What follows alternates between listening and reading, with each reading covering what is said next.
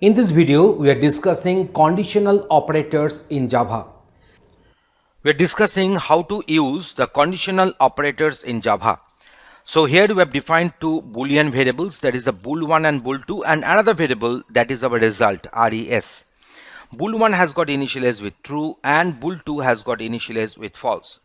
So result is equal to bool1 or bool2. You can find that here we have used double filter sign.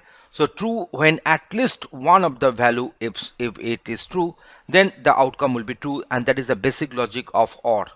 And in this case, this result is equal to bool1 and bool2. So that is our double ampersand, which is another conditional operator. So true when both values are true here.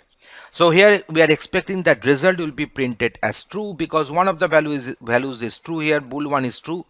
But here we are expecting that the result will be printed as false because here this bool1 is true but the bool2 is false. So now let me go for the execution.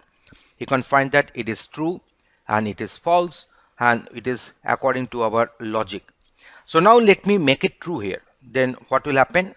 In the both cases, for this double filter, that is the and this is a double ampersand, that is our double filter is OR and double ampersand is our AND.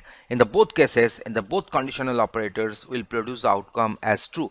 So let me go for the execution. You can find that they are producing the outcome as true here. So in this way, in this demonstration with the proper example, we have given you the idea that how to use the conditional operators in our Java coding.